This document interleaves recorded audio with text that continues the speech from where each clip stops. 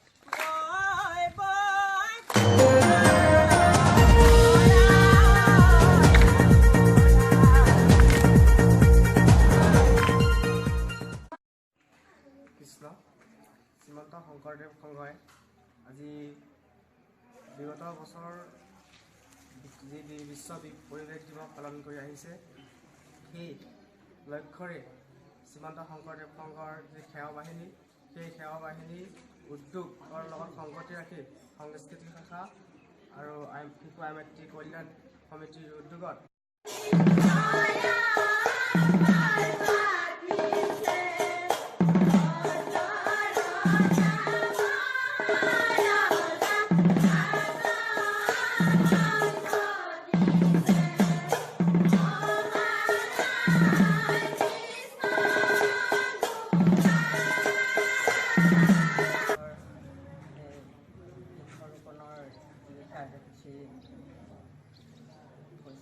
কাৰ্যসূচীটো আমি সামৰি জিলা শাখাত কাৰ্যসূচীটো ৰূপায়ণ কৰিছোঁ।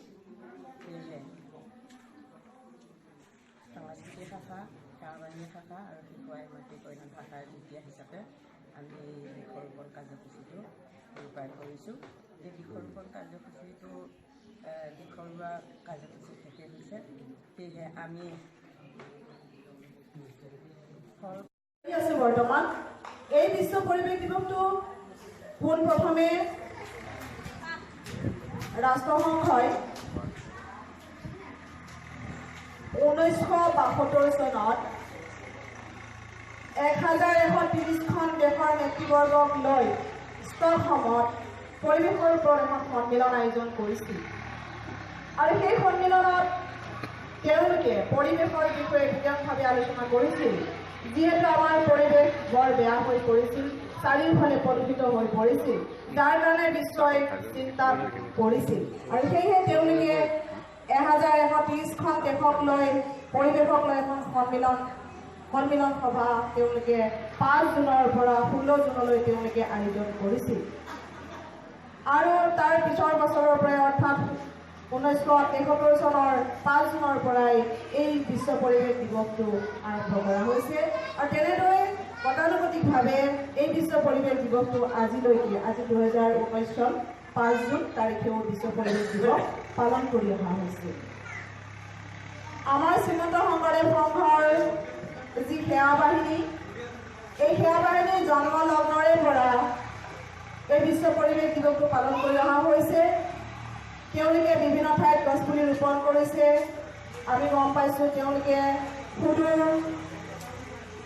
কাছাৰতো গৈছে। তেওঁলোকে তেনেধৰণৰ অসমৰ ইটো মূৰৰ পৰা সিটো মূৰলৈকে তেওঁলোকে গছপুলি ৰোপণ কৰিছে আৰু এই বিশ্ব পৰিৱেশ দিৱস পালন কৰি গোটেই ধৰাখনক তেওঁলোকে সেউজ কৰিবৰ কাৰণে চেষ্টা অব্যাহত ৰাখিছে।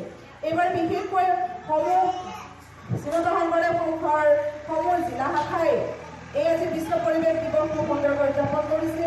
আমি চাব যাওঁ, আপোনালোকে চাব যে ডিব্ৰুগড়ত আজি বিশ্ব পৰিৱেশ দিৱস পালন কৰিছে, বৰপেটাত পালন কৰিছে, সকলো জিলাসমূহে আজি বিশ্ব পৰিৱেশ দিৱস। আপুনি বৃক্ষৰোপণ